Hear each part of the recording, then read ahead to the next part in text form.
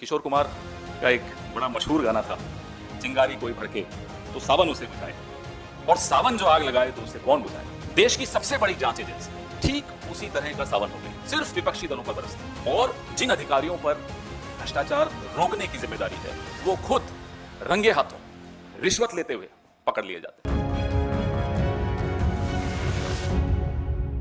देश नीति केवल सच्ची और पक्की खबरें। मेरे राज्य में हुआ, कल हुआ राजस्थान में ईडी के 2 अधिकारी नवल किशोर और बाबूलाल 15 लाख रुपए क्यों ले रहे थे? चिटफंड का कोई मामला था, उसको रफा दफा करने के लिए उन्होंने 15 लाख की रिश्वत रंगे हाथों ली और एंटी करप्शन ब्यूरो ने उन्हें गिरफ्तार कर दिया। अब ये 15 लाख चीज ही ऐसी अजीब सी पनौती है। 15 लाख, जिसने 15 लाख को गंभीरता से ले लिया, सीरियसली ले लिया, वो डूबा।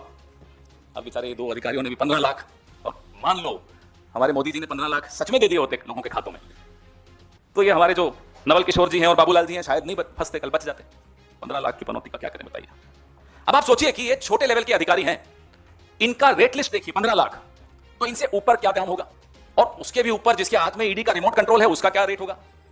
कहीं ना कहीं तो रिमोट है ना ईडी का, हमें भी मालूम है कहां है, आपको भी मालूम है कहां है। तो रेट लिस्ट क्या है ईडी की, ये सार्वजनिक करना चाहिए उन्हें कि साहब 15 लाख ये लेते हैं, 25 ये लेते हैं, और ऊपर जो और लोग बैठे हैं जिनका मैं नाम नहीं लूंगा वो कितने लेते होंगे।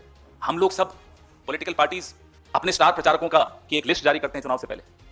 हमारे स्टार प्रचारक और बीजेपी के सरकार प्रचारक, ईडी, सीबीआई, इनकम टैक्स, आई, ये सब इनके सरकार प्रचारक, एनसीबी, सब ये तमाम जो इनको टारगेट दे दिया जाता है। चुनाव आ गया है, ये लिस्ट है, इनमें से किसको आप डरा धमका के भाजपा में शामिल करवा सकते हो, नहीं होते तो फिर इनको निपटाओ। ये एक टूल किट है, मैं इसको गुजरात मॉडल नहीं कहूंगा, ये टूल किट मोदी जी का अपना टूल किट है। हम हमेशा, कांग्रेस पार्टी हमेशा जांच एजेंसियों को हम चाहते हैं वो शक्तिशाली रहें, वो निर्भीक रहें, वो किसी के कंट्रोल में रहकर काम न करें, स्वायत्त रहें, ऑटोनोमस रहें जिसको कहते हैं अंग्रेजी में। आप इन एजेंसीज को मजबूत कीजिए, मजबूर मत कीजिए।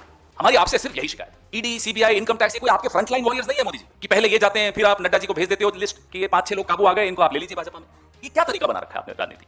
95% से ज्यादा ईडी केस अगर विपक्ष के नेताओं पर होता है तो सब कुछ सामने है आपके। मैं विनीत जी को भी रिक्वेस्ट करूंगा कि हम एक डायरेक्टरी रिलीज करें, एड्रेस हो उसमें, फोन नंबर हो उसमें, किसके, नारायण राणे के, अजीत पवार के। शायद ईडी के पास ये एड्रेस और फोन नंबर अब नहीं, हम दे देते हैं।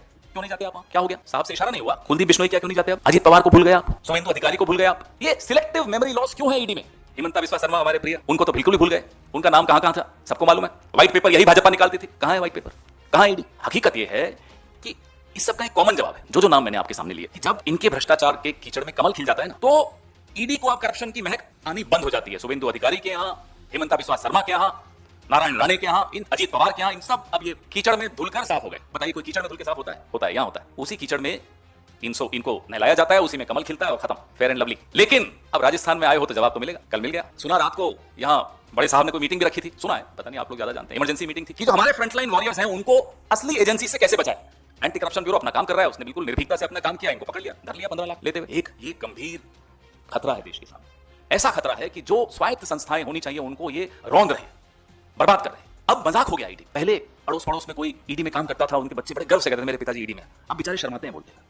ये हालत बना दी इन एजेंसीज की मोदी जी ने। थोड़े दिनों में भाजपा बोलते हुए लोगों को शर्म आएगी कि साहब मैंने कभी भाजपा को वोट दिया। ये स्थिति बन रही है देश की।